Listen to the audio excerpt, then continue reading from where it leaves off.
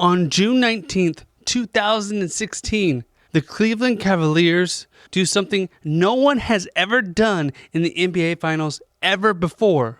Being down 3-1, they win 3 straight games to capture their very first NBA title. We're going to dive into this team and this historic comeback today on Daily Sports History. This episode is brought to you by Our Weird World. Every week, I, John Henson, dive into weird, crazy, and forgotten stories from the history books that you have probably never heard before. I try to put some humor into it, or maybe I just come off sounding like a dick. That's really up for you to decide. But join me every Monday. Subscribe everywhere that you get your podcasts.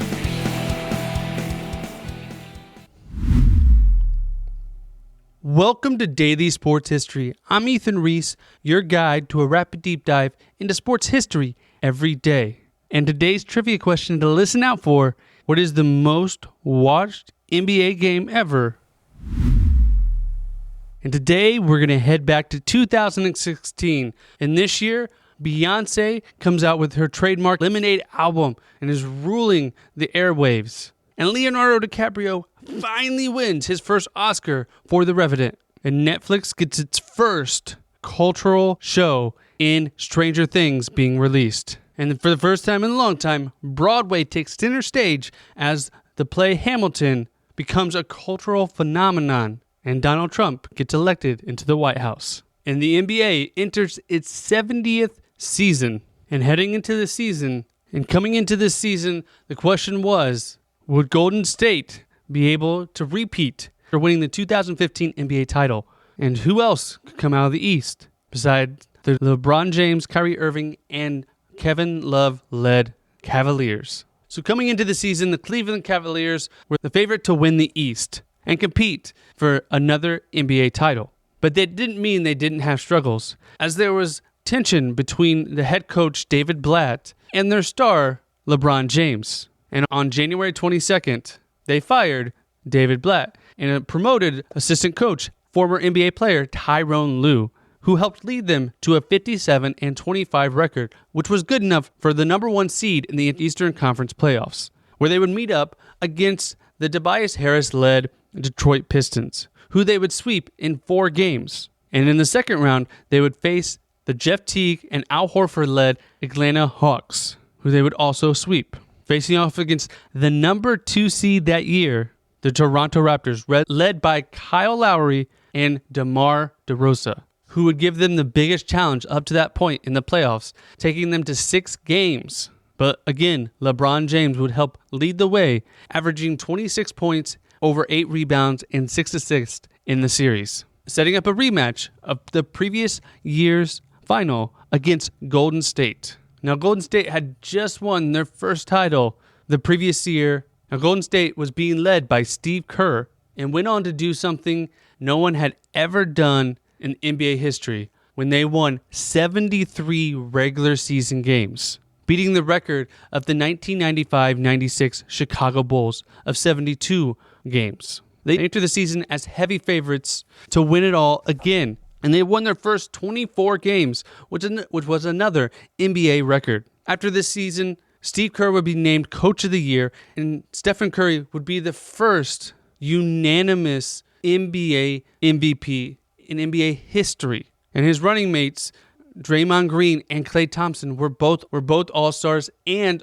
All-NBA players. And Andre Iguodala was voted the 6th Man of the Year. This team was stacked, having all their players at their prime, and they showed it throughout the entire season. And in the first round of the playoffs, they faced off against the 8th seed Houston Rockets, defeating them in 5 games. And then in the second round, they came up against Damian Lillard and CJ McCollum's Portland Trailblazers, defeating them in 5 games as well. Despite these first 2 rounds, Steph Curry with injuries to his ankle and knee. But they were able to make it to the Western Conference Finals, facing off against Kevin Durant and Russell Westbrook's Oklahoma City Thunder, the 3 seed that year, coming back down 3-1 in the series to win in 7 games to set up the rematch against the Cleveland Cavaliers. Now, the first game took place in Oakland, California, where the Warriors took control of this game, leading by 4 after the first quarter and 9 at halftime. But the Cavaliers would end up coming back in the third quarter to take the lead 68-67. But the Warriors went on a 29-9 run, giving them a 20-point lead that they would not give back, being led by their backup point guard in points, Sean Livingston, scoring 20 points that game. Despite Kyrie Irving scoring 26 points and LeBron James almost having a triple-double, being 1 assist shy, Golden State took the game. In Game 2, the Cavaliers wanted to come out to try to even the series. They came out with a 2-point lead after the end of the first quarter and had as many as a 6-point lead with 2 minutes left in the second quarter.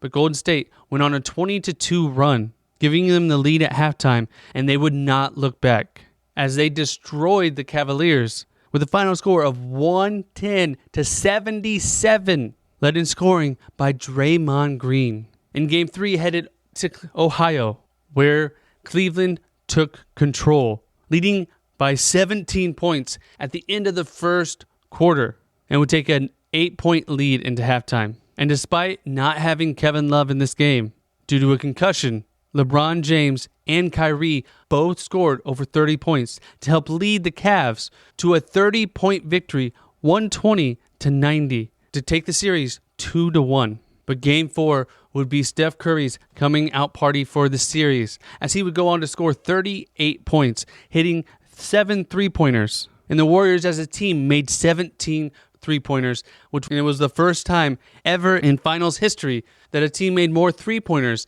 than they did 2-point shots. And despite this greatness, the Cavs were able to keep the game close throughout the game until the fourth quarter, when the Golden State Warriors separated themselves in the closing minutes, taking the win 108-97, with a controversial ending where LeBron James stepped over Draymond Green, and Draymond appeared to try to hit James in the groin, which caused Draymond to be suspended for the next game. But the Warriors still felt confident as they were up 3-1, and no NBA team has ever come back in the finals 3-1. And so they headed back to Golden State for Game 5. And in this game, LeBron James, along with his teammate Kyrie Irving, took over as each of them scored 41 points, making it the first time in NBA Finals history that two players on the same team scored over 40 points in the same game. And they really took advantage of Draymond Green being suspended for the game,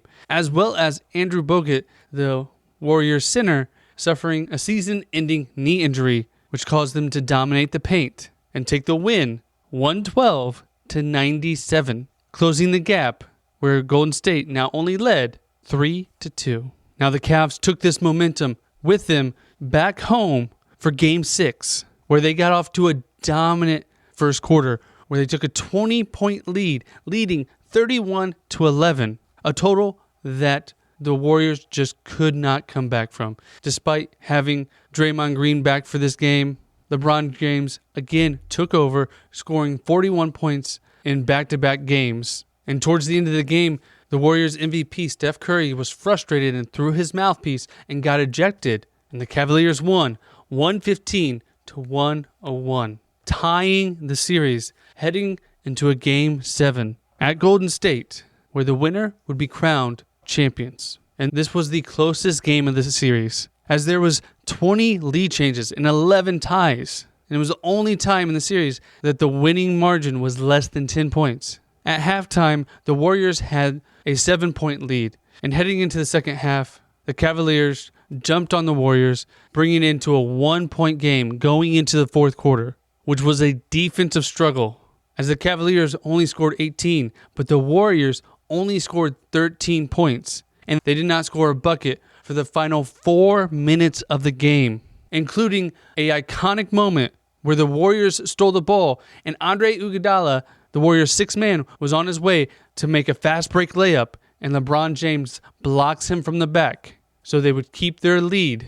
And this led to them winning the title with a score of 93-89, becoming the first team in NBA history to come back in the NBA Finals down 3-1 in the series, and gave Cleveland their very first NBA title. And it was the first championship in Cleveland in 52 years, as they had not won a title since the Cleveland Browns won the 1964 NFL championship. And they became the first team since the 1978 Washington Bullets to win an NBA Finals Game 7 on the road. And they went on to win the ESPYs for the best game for their Game 7, which ended up being the third most watched NBA Finals game of all time, with over 31 million people watching. The top two were done by the Bulls when they finished their three-peats in Game 6 of 1993 versus the Phoenix Suns, and the Bulls' final championship game, Game 6 versus the Utah Jazz in 1999, which had over 35 million people watching. This just showed that if you never give up, sometimes things can go your way. Because the Cavs could have easily just sat down and lost in 5 games like they did the year before. But they didn't sit down. They fought, clawed their way back to winning a championship for the first time. And I want to thank you guys for listening to today's Daily Sports History. And I want to thank Brian Bilak, Nick Harria, and Douglas Doty for suggesting this topic. And if you want us to cover a topic that you love in sports, please leave us a review wherever you're listening. Give us your name and the topic you would like us to cover, and we'll get that done just for you. And come back tomorrow for more Daily Sports History. And did you catch the answer to today's trivia question? What was the most watched NBA final game of all time? It was the 1998 Game 6 finale, where Michael Jordan hit the shot to give Michael Jordan his 6th championship, where over 35 million people were watching.